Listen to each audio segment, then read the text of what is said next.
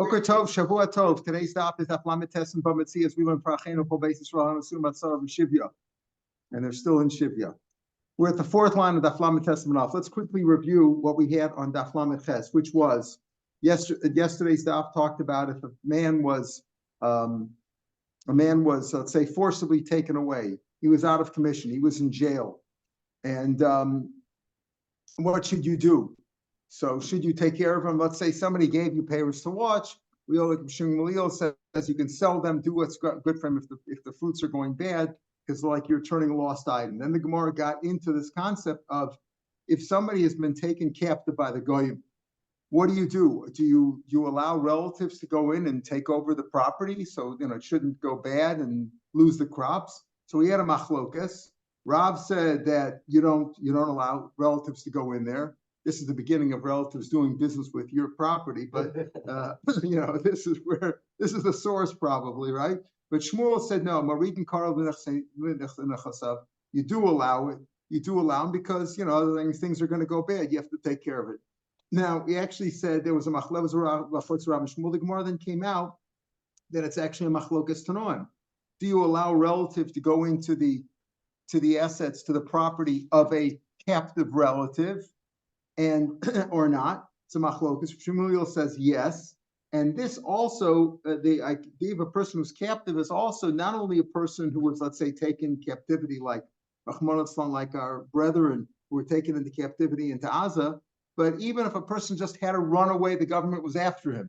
The government was after him. We'll see, like he committed as a question of murder or something like that. He had to run away. It wasn't like he just had to avoid his tax bill. That's willingly running away, but the government was really after him. So we had the same idea that his assets were called netushim. They were abandoned because he had to run away.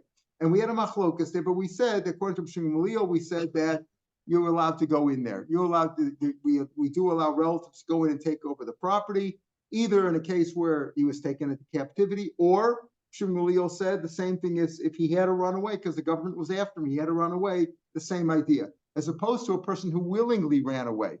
Now the Gemara said, a person who willingly ran away because he was avoiding taxes or something like that then, or we just don't know. He's not around. You don't just go take over his property. You take that away from him if they went in there. What do you do, though, when you were relatives and you had to go into somebody's property because they were taken into captivity or they had to run away because there were threats against them, they were forced to run away? When they do come back, when they get out of jail, and the same thing would be Rashi, the Gemara said, if he had to run away and you heard that they died, that's if you heard that they died. Also, they just left town. Let's say they didn't have to run away. That's one example. They have to run away. Another example is, let's say they left town and they heard that they died. Similar thing. You can go in and take their property. So whether they were taken into captivity, whether you don't know what happened to them, or they left town and you heard that they died, or they had to run away. In all those cases, we say that we allow the relatives to go in and take over the property. The court says, yes, go in there. Now on the fourth line of Daf Lamed Tes, the Gemara says, what do you give them, these relatives, when the original people showed up? Not when they heard that they died, but let's say they did show up, they didn't actually die. Or he got out of jail, they let him out, they made some deal, they got the captives out. Like we hope that all our captive brethren will get out soon. So if they get out and now you've taken over, you've worked their land, what's in it for you? If they were really, the Gemara had said on yesterday's daf that if you took over their property and you ate the fruits, etc., like you were zocher, you were doing them a favor, and you got the fruits, you got the fruits. So what about other cases where you were doing them a favor, but not so much that they were taken into captivity, or they were taken captives, or they were forced out of it, but let's say that you just netushim, meaning that you heard that they died. What do you get in a case like that? So the Gemara says you assess them like a sharecropper. A sharecropper, whatever the minig was in that place, got 20, 30, 40%, 50% in some cases, 25%, whatever they got. A sharecropper got his share, so you give them their share also. The relatives who went in and took over the property, you give them their share for the work that they did. So the Gemara says, which case is that the case? Is that the case where they were taken into captivity? Case where you heard that they died? the case where they just left on their own. So the Gemara says, which case going? If we're talking about people taken into captivity by the goyim, we said if they were taken into captivity and you went into their property, just the opposite. You are eager and you profited thereby. You did a good thing because you were doing a good thing. And even if you heard they were on their way back, they made a deal and they're on their way back, you can continue harvesting because you were entitled to do that. So what do you mean? They were able to take everything that they took there, they profited more than a sharecropper. They got 100%.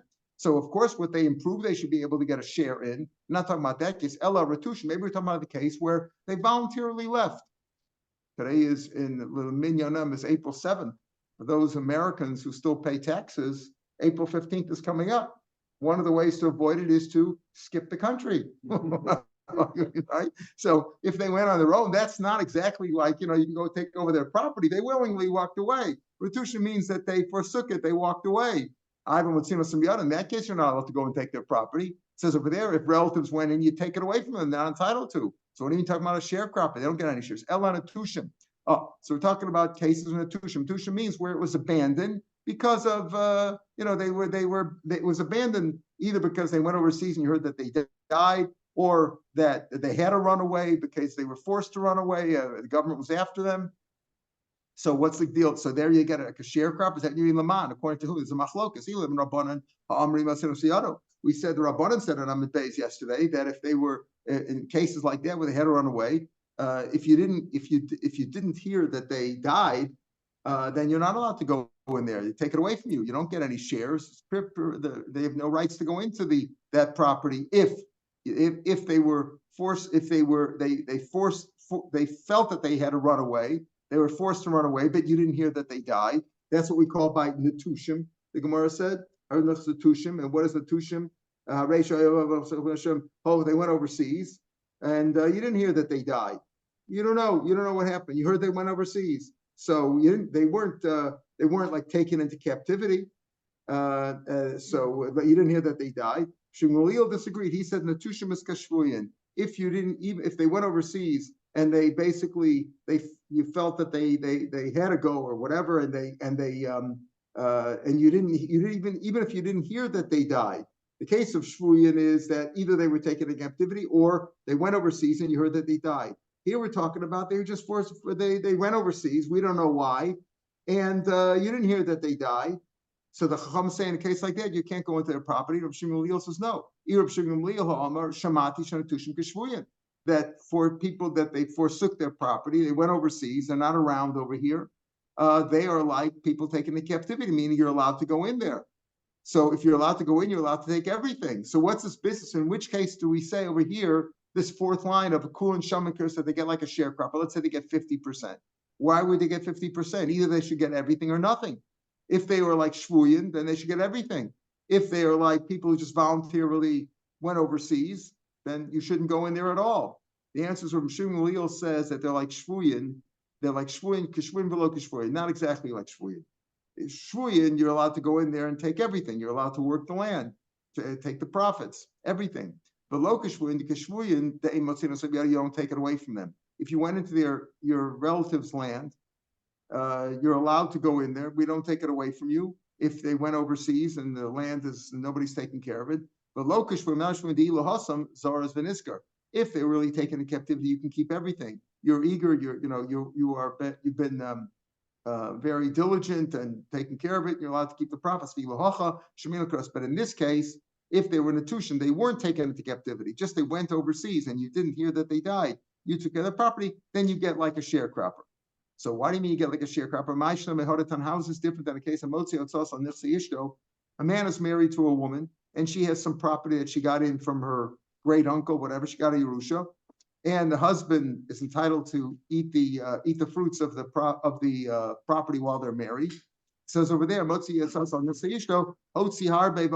he spent a lot of money and only got a little bit of the profits, and as he ate a little, or he spent just a little bit, he invested just very little in the property, but he ate a lot. That's the deal. He doesn't have to pay extra or take away or get repaid. Whatever he did, it did. It's done, it's done. He doesn't get like a sharecropper. He's entitled. Whatever he took, he took.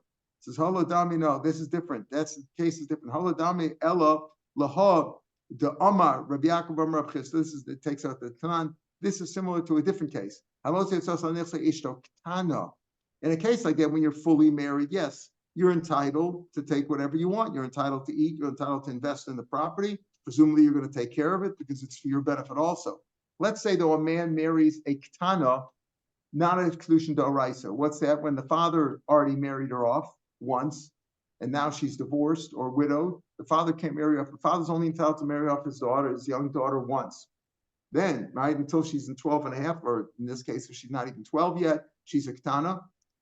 Let's say the father's out of the picture. Either he married her off once or he died, right? So in a case like that, the Rabbanan said that she can get married, her other family members, like her mother or brother, can marry her off, but she can walk away from the marriage up until the age of 12. That's called miyud. She can refuse and walk away, right? Why did they make that takana? That she shouldn't be running around loose in the streets, a former wife who's 10 years old and can't take care of herself.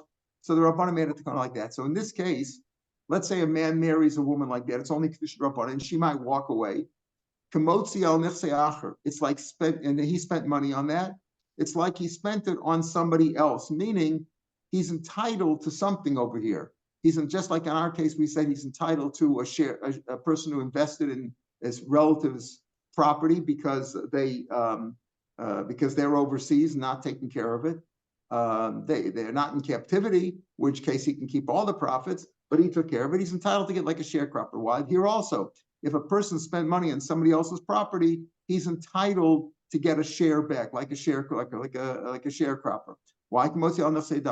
Alma. So what do you see? In this case, where the man took care of his wife, his ishtok tana's property. Now, what's the problem over there? He might say, "Listen, I'm not going to invest a lot of money. She can walk away from this marriage whenever she feels like it, right? She could just go to say, I don't want to marry this guy. She could walk away from the marriage if she's a tana. So he doesn't rely that she's always going to be his wife. Man marries his wife. He plans to live with her ad me'av esrim. He'll take care of the property. But over here, he might not take care of the property. So the rabbi says, the Rabbanan gave him a rule. You know what? You can keep, you're going to get paid like a sharecropper. Whatever you invest in this land, you'll get a share back. Let's say you'll get 50% back. Why did the Rabbanan give him that? Because otherwise he won't take care of the property. He says, what should I invest? I'm going to invest in this property. I'm going to fertilize it and care for it and hire workers, etc. She'll just walk away, take everything. So here also, the Rabbanan gave him a takana and they said, listen, so that he shouldn't cause it to be lost. In a case where a person's fully married, of course he's going to invest in it properly. But over here, we're afraid. What's going on? And as we're comparing these two cases, one case where a man's family went overseas and the property is abandoned, nobody's taking care of it. And he goes in there and we say if he takes care of it, he's entitled like a sharecropper. He's entitled. It's not like they walked away willingly, but they had to go away, whatever, as they went overseas, and you didn't hear that they died, right? They went overseas willingly. Here, they were sort of, maybe they had to go away. Government was after them. We'll talk about a case like that. They had to go away. Now nobody's taking care of it. So he said, you know what? You can go in and take care of it. And we'll give you like a sharecropper to encourage him to take care of it. Just like the case of a man married to a 10-year-old girl with the kedushin Rabbanan, we encourage him to take care of the property because she might, otherwise he'd say, listen, why should I take care of it? She's going to walk away tomorrow and take everything with it. Now everything I invested will be gone. So just like the rabbis made a takana over there, that we give him like a sharecropper so that it shouldn't cause the property to be lost and damaged. The same thing over here. They gave him like a sharecropper. In the case of Netushim, in the case where the property was abandoned by people who had to run overseas. So Vakula and Shalakar is your mind. So he said, we understand it's not a case of captive ones. If your family was taken into captivity, you don't know what their goral was. You know what happened to them. You're entitled to take all the profits out of there. And if they just willingly went overseas because they were avoiding the tax man, you're not allowed to take anything. You're not allowed to go in there at all. We kick you off the property. Only in this case where you had to run away and nobody's taking care of it, we awarded you like a sharecropper. So the Gemara says, what does Vakulan then mean? What is all of them? All of them sounds like there's other cases too. Vakulan Shamal Karas Vakulan. What does that include? Lasui Hadar Rav Nachman Amar Shmuel. This is what Rav Nachman Amar Shmuel said, that Shavi Shenishba, again, a captive person was taken to captivity, murdered, because of that. According to Shmuel, we paskin that way, that if he was in captivity, Bezdin says to the relatives, go in, take care of the property. And they could eat whatever they want. They're entitled to use it. Yotzel Ladas, but if he went off on his own, meaning he wasn't forced out of town, he just, they decided to go off on his own. Rashi says, Yotzel Ladas, a marine right before the lines get for the first time. Why? They keep show you, he was clear in his mind. He didn't tell his relatives, listen, I'm going overseas. Would you take care of my property? He doesn't want anybody to go in there. So if he went on his own, a murder chassav. Rav Nachman Day, that was what Nachman said in the name of Shmuel. Rav Nachman Day, and this is the issue that we're referring to as if he had to run away because the government was after him, then he's like the person taken into captivity. And in this case, he's like a shavui. In this case, that's like netushim, and he also gets like a sharecropper. So Gemara says, why did he run away? Why did he have to flee the government? If it's because of the poll tax, the taxes that we talk about, he went off on his own. He wasn't forced out. He knew what the tax. He knew April 15th was coming up, and he wanted to run away. He was running away because of a murder charge that was against him, and among the parson, he could have been killed for that. So if there was a murder charge, he had to run away. He was forced to run away. So in a case like that, so we say over here that Kula and Shalom Karas is either a person who had to run away because of the government was possibly would kill him, or was some other reason of netushim, where the Gemara said at the top of the page at the end of yesterday's daf that he was forced, he was abandoned because afkata de malcha, because the government, some reason the government was running after him, and he abandoned his property, either because of a murder charge or for some other reason they were after him. He had to run away. You're allowed to go into his property if you're a relative. If you're a relative, Bezdin allows you to go in there, and you get paid like a sharecropper. If he was really taken to captivity, you could take all the profits. If he just went off on his own, avoiding taxes, or decided for whatever reason he didn't, and as he went away knowing his situation, and he didn't appoint anybody to take over his property, then you're not allowed to go in. I'm Rabbi Shmuel. Shavi Shenishba, if a person was taken to captivity, and he left a field ready to be harvested. Kama litzor, stalks, stalks, standing stalks ready to be harvested. Or adav litzor, same thing with grapes. These are just different lashonas for harvesting. For grapes, we call botzer, tamarim ligdor, or dates to be harvested, zaysim or olives to be harvested. And he left the crop ready to go. So in a case like he was taken to captivity forcibly, he had to run away, and he avoided it was harvesting season, and we'd have a big loss. Bezdin Yordan Chasa, Bezdin goes into his assets, into his property, Umamidin Apitrupis, and they set up a guardian, and the guardian takes care of the property. In other words, the guardian does the harvest for him. The boats are Mosik, he does all these harvesting, and they sell it off and put the money into escrow for this person in captivity. After the harvesting was done and the season's over, and then they set up a relative. They tell a relative, okay, now you take care of it. First, we do all the harvesting, get all the money, put all that money, 100% of the money, put it away for the person, the captive person. And then afterwards, we tell a relative to go take care of the land for the remainder of the captivity. Says more, why don't you just set up a guardian forever? Why do you say a guardian for the harvest, and then the rest of the time you tell a relative to go in there? Why don't you sell a guardian forever? Nobody sets up a guardian. These guardians were volunteer guardians, and they wouldn't do that for bearded people, meaning for adults they wouldn't do it. If it's a younger person, they'll do it for Shem Mitzvah. Rashi says in the third of the widest lines. People are triple bar mitzvah, do a mitzvah for Yisomim, for young people. They'll do a mitzvah. They'll for a short period of time they're willing to volunteer guardianship, but for a long period of time it won't work. You have to tell a relative to go in there. So here we see the bottom line here is that for people in captivity or forcibly taken away, they had to run away. Relatives, the Bezdin does tell the relatives to go in there and take care of the property.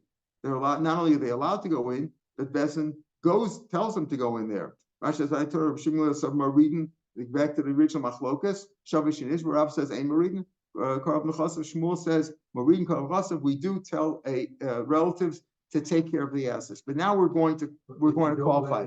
But you don't let a Karev instead of the apotropos. Right. No, the apotropos, we'll see, is a volunteer who's either for Yisomim, when you don't want a relative in there. In other words, my question is, the Gemara says then you bring in the Karev once the money's been dealt with. Right. But you don't put the Karev in right away. That's right, because if you put the Karev in right away, that he's a captivity, the Karev will take all the crops. It's not fair. In other words, the Karev is going to take, right? Right. The Karev's not going to be. He's not entitled to. That's right. He's not entitled to the whole thing. We said before that if a Karev went in there, let's say you didn't set up an apotropos. The guy was taken to captivity. There was nobody setting up apotropos, and the relatives went in there. They could take whatever they want. So, but in a case where Bezdin, where you know about it in advance, and there's a Bezdin there, Bezdin would rather set up an apotropos to get the crop that's ready to be harvested, as opposed to the Karev, because if the Karev goes in there, he'll keep it.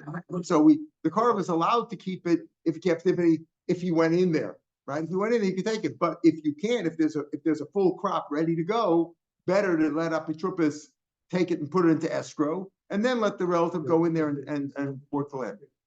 No, the apotropos is volunteer. That's what he says. Rashi says that. He's not going to get anything. Apotropos like ain bezin torchen lebak apotropos la'anoshim gedolim shenismazik mufisha lo yimtzu. Nobody's going to. There's not going to be a volunteer apotropos. The bishlam elias meika the shama apotropos mitzvah. Aval dikni lo shama. You won't find anybody. If bezin once it can find somebody, if let's say there are no relatives. There's no relatives to take over, right?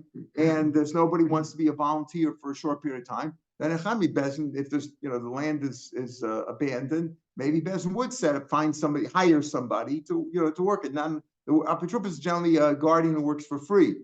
But if there's nothing you could do, maybe Bezin could set up somebody if there's no relatives there. But usually there are relatives. There's a relative, there's some next of kin. Now that we've said that we do allow relatives to go in and take over abandoned property, doesn't apply in all cases. Amrafuna, the 2 dots, about 8 lines from the bottom of the page in the Gemara. Amrafuna, we don't allow little children to take over the property. We said you let a relative go in there. In fact, you encourage a relative to go in there and take over the abandoned property of a captive, but not little children. We'll see why. Here's another one. Let's say the abandoned property belongs to a child. He was taken into captivity. The rest of the relatives are gone. You don't allow a relative to take over the property of a katan. Now you might say just the opposite. If he's a katan and he's a captivity, you should allow a relative, and we'll see why. Below karav machmas karav, not a relative of a relative. What do you mean? Let's say katan. You don't allow a relative of a relative. What do we mean right there? The relative of the katan is, let's say, an heir, meaning let's say they had the same father. Let's say that relative of the katan who's in captivity has a maternal brother who's not really related, right? He has a half brother. The captive child has a paternal brother who's available, an adult, and that paternal brother has a maternal brother who's not related to the one in captivity. We don't let him go in either. Now we're going to explain. Because maybe he'll injure the property, he'll damage the property. A katan doesn't know what he's doing. You can't allow a 6 or 8 year old kid to take over a property. So we don't allow a katan to take over the property. What do? You make sure it's a gadol, or Bezin will find some other solution. And not a relative for nefse katan. Why? The brother of the mother. What's the reason, right? And you don't the brother from his mother's side, right? Not the brother of the mother. Brother from his mother's side, you don't allow him to do that. Why? Because he might claim that it's his brother's property, right? And take it away from the kid. In other words, once you have a relative in the katan's property, we're afraid that the relative will say it's mine. He'll say, well, we're all relatives. I have a share too. If you have a share, I have a share. And even if he's not a potential heir because he is a not relative because they have a common brother in between, but these brothers are not saying, he'll say, I'm here on behalf of my brother. So keep it right below katan. And why don't you allow an adult to take over the property of a katan who's in captivity? Keep it machi, since the child will not protest, I'll say, listen, it's partly mine. They're not really brothers. Otherwise, if they're heirs, he would be entitled to half. But he's afraid that he say, oh, I'll take over the property. We're all from the same family, so we're afraid of that. So when we say that we allow and we encourage family members to take over the property of those others in captivity, we mean adults to adults, not adults to children, not children to adults. You cannot make a chazaka in a chasam v'kan. What is a chazaka? Chazaka is a 3-year. If you've been on the land for 3 years and you claim that you bought it, but you don't have the receipt or the bill of sale, 3 years of a chazaka where the owner didn't protest is also like a receipt. It's not a claim. There's no such thing as squatter's rights just because I've been on the land for 3 years. I stole the land. I've been here for 10 years. That doesn't mean anything. You have to claim that it was bought. You bought it or inherited or it was gifted to you. And you've been at the proof that nobody protested for 3 years while you were there. That's a chazaka. But you can't do that with a katan. Let's say the land belonged to a katan and you've been on the land. The katan doesn't know to protest. It doesn't mean anything. So you see from Afuna that you cannot make a chazaka against the katan. Even if the katan became a gadol while you were on the land. Because when he became a gadol, he says, you're on the land. He didn't know that it didn't belong. He didn't know that it wasn't. He didn't know that it was his. So first the Gemara says that's only if it's the brother of brother from the father, a paternal brother. But if it's a maternal brother who doesn't have an inheritance to you anyway, less than but, then there's no problem with that. Rashi says over here, now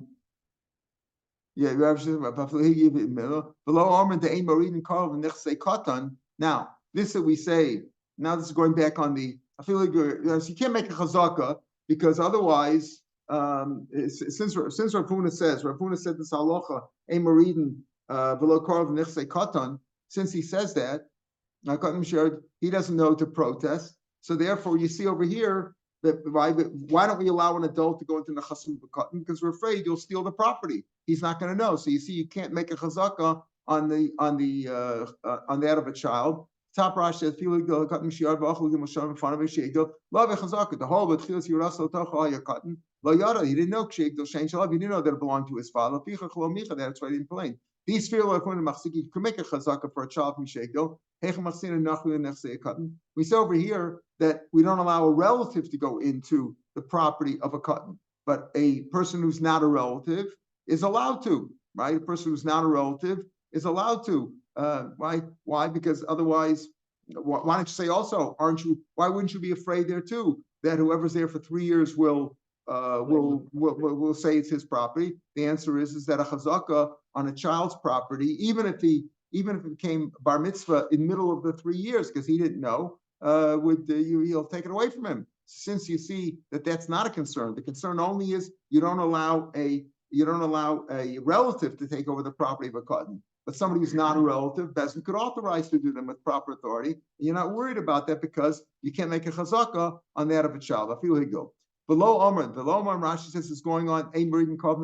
Ella, what? If he's the father, if he's a brother from the father's side, a paternal brother. But if he's a brother from the mother's side, you're not concerned. He's not going to have a claim. That's what we're assuming.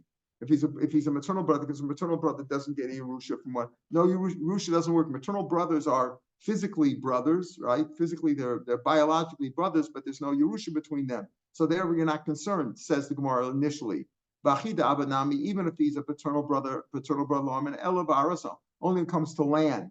But if it's taken over a house, then it's okay because you're not concerned because the neighbors will protest, the neighbors know who it belongs to. That's what he says. Even with land, it's only if you didn't make a clear legal division of the property. But if you made a legal division, a proper document, then call us that people will know. This is not true. It makes a difference if the brother who would be taking over the child's property is a brother, a paternal brother or a maternal brother, right? Why? Because the maternal brother could also say, you know what? This land belonged to my mother. My father had rights to use it, right, while he was alive. And my father died before my mother. And therefore, my mother had the land and it's mine. he can make that claim too. He could also say a claim like that, right? He could say it belonged to my mother. Sure, I'm not inheriting it from you. You or my brother from you. We don't have a common inheritance, but this is from my mother. So therefore, we don't allow any relative to go into the land of a land of a katan. If he's a maternal brother, whether he's a maternal brother, loshna arisa, whether it's land, loshna bati, if it's houses, loshna avidita, makes sense. We made a clear division, a legal division, loshna lo avidita, lo machsinan. We don't allow relatives to go into the land of a katan because he's talking about brothers, but this could be any, could be an uncle, anybody. We don't allow relatives to go in there because we're afraid that the relatives will claim that the land is theirs. And the child doesn't know to protest, so we don't allow it to happen. So we don't allow relatives on the property of a katan. What would you do? As we said, Bezin would probably have to appoint a stranger. If you can't get first of all, you can get an apitrupas for a katan because usually they want to do a mitzvah, they'll take care of it. And if they can't, they'll hire somebody. A story to emphasize this, where we apply these laws. What have we said? We've said that you do enter the land of a relative who's in captivity, but you don't enter the land of a relative who's a katan in captivity, and you certainly don't allow a katan to take care of that of a gadol. So we have a story here. He stops, so there was an elderly woman. She had 3 daughters. We'll call them 1, 2, and 3. She was taken to captivity. The mother and the grandmother, we'll call her, and the one of her daughters, number 1, were taken into captivity, and we don't know what happened to them. Okay. So the other 2 daughters, number 2 and number 3, one of them died. One of the 2 sisters, let's say number 2 died. And she left over a child. All right. So what do we have right now? We have the grandmother and number 1 who were in captivity. Right. Number 2 is dead, but she left over a child, let's call him a little boy. And number 3 is around, right? Number 3 wasn't in captivity. Number 3 is around. So what do? And now there's land. The mother who had taken captivity had some property. What do? We don't know her status, if she's dead or alive. We don't know what number 1, the daughter that's with her, we don't know her status.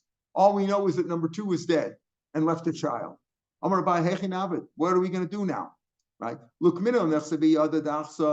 we put the property in the land of who is available adult number 3? She's around. Do we give in her land? Well, so what? We got a problem. Maybe the grandmother died. If the grandmother died, what happens to the property? It gets divided between number 1, number 2, number 3, the 3 daughters. We don't know if number 1's alive or not. Number 2 we know is dead. Okay, but the child of number 2 who's dead is entitled to at least a third if the grandmother died.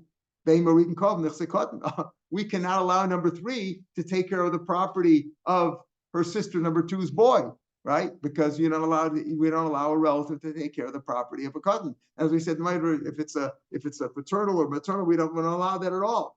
Should we put the property in the hand of the child? So maybe the grandmother did not die at all. She's still in captivity. We just said before, Rav Huna said, you don't allow a katan to take over the property of a shabui. Why? Because maybe they'll injure the property, they'll destroy it. They don't know what they're doing. So what do you do in this case? I'm Rabbi Hilkach. What do we do? We give a third. We give half of the property to number 3, to the sister, the daughter who's alive and not in captivity. Why? Manavshach. Let's say half of the property she could for sure get. Why? No, a minimal is a third, right? Okay, but why would she take over?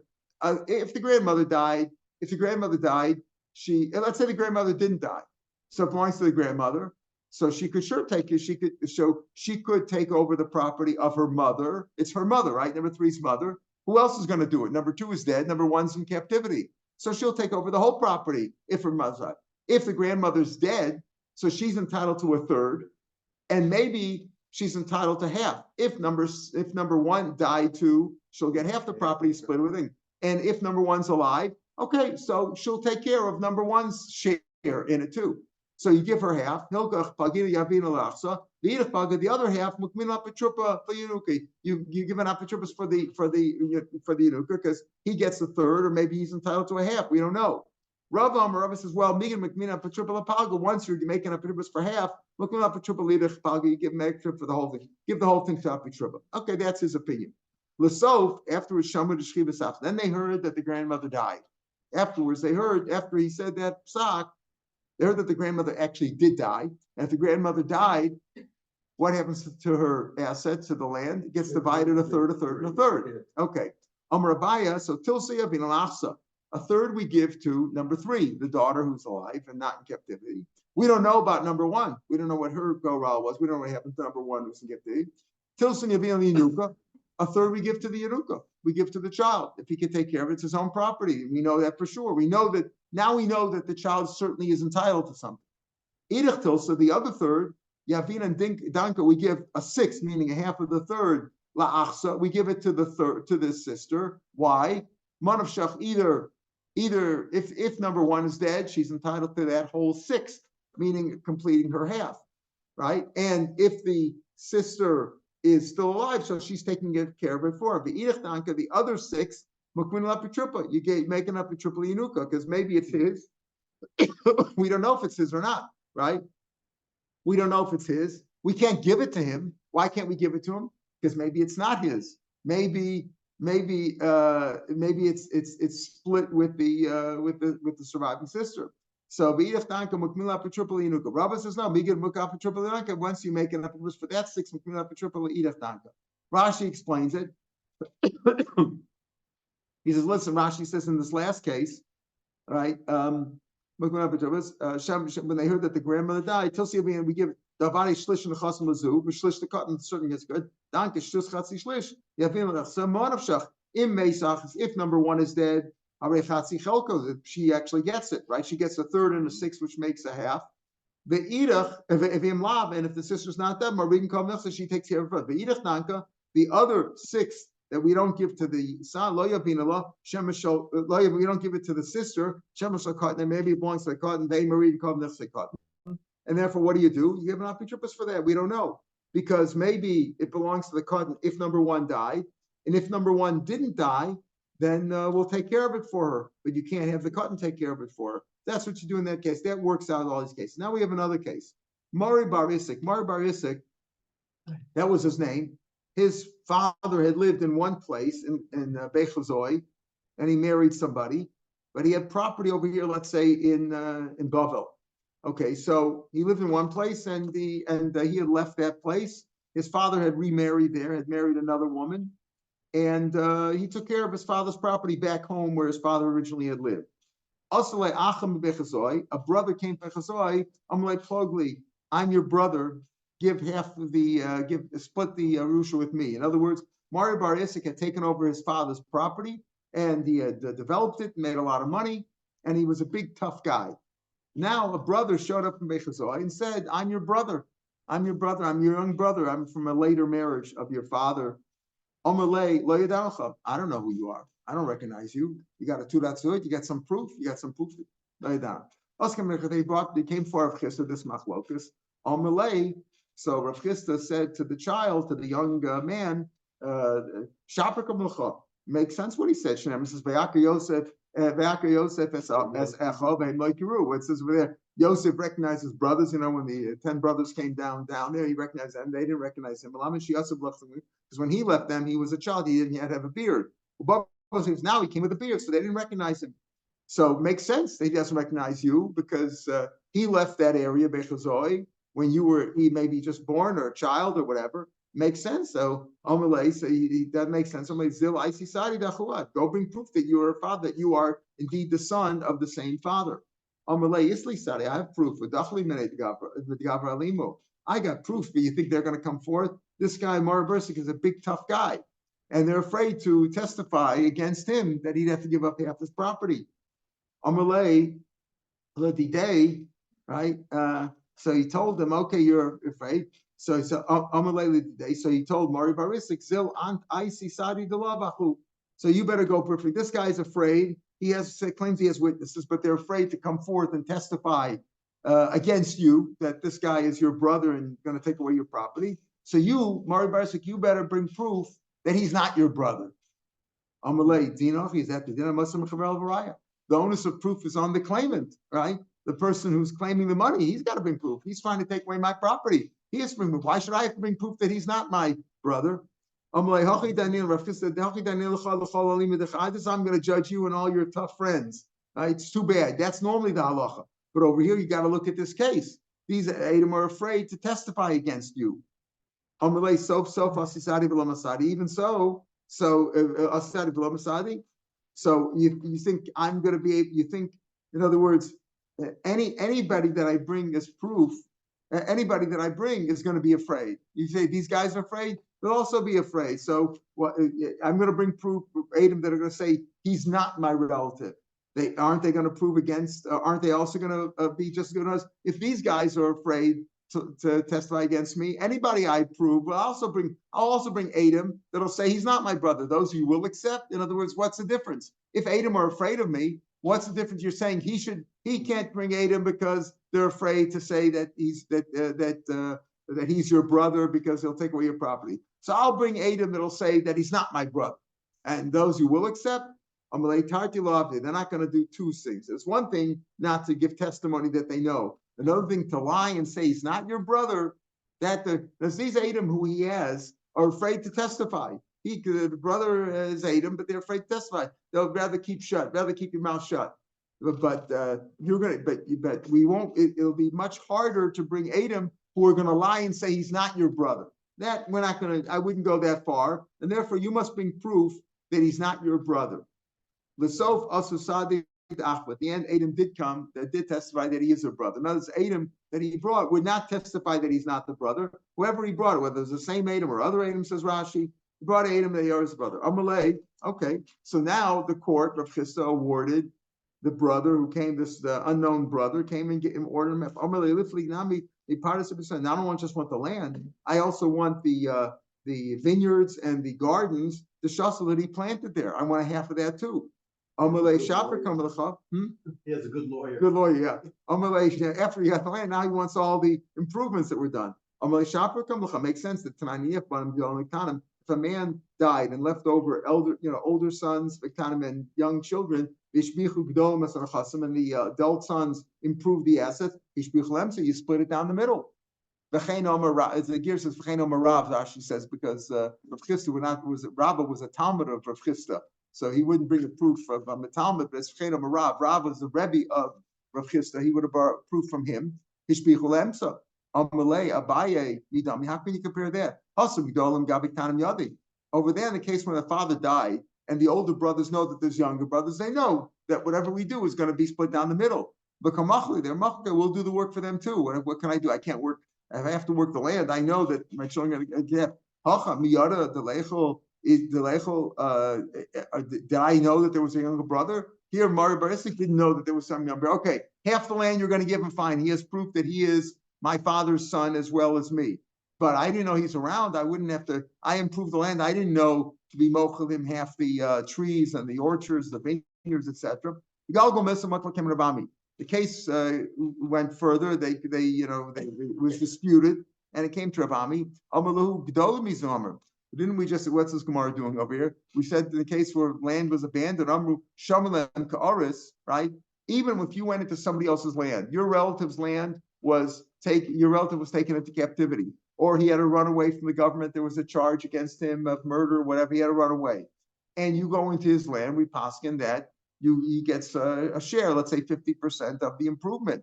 So we said over there, Sahash did the day lo yavinale over here where it belongs to him.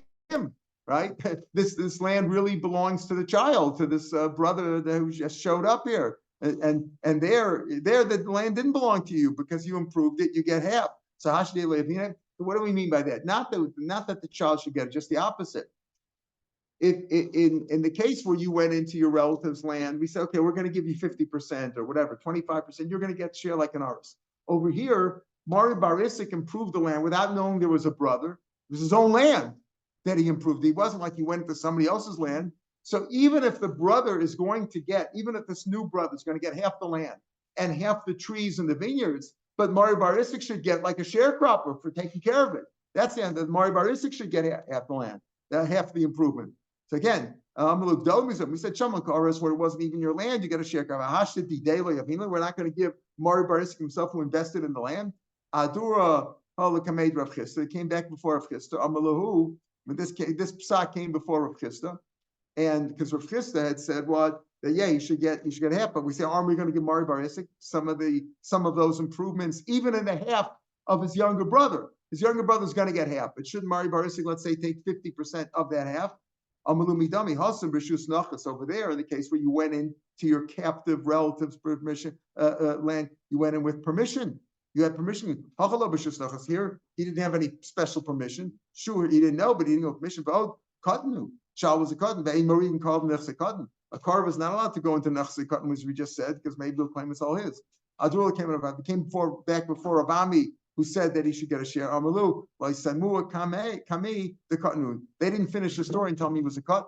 So in a case where it was a Katan, you have to go in with Rishus, and you don't give Rishus for a car to go Nefse Katan. So even though Mari Barisik did not know about the brothers supposedly, and he improved the land, if he improved land, he should be split down the middle. Should he get a share like a sharecropper for improving a relative's land? No, you get that share when you went in with permission. Here he didn't go with permission, and the child was a Katan. He wouldn't have been granted permission had they known that he was a Katan. So what do you do in a case like that?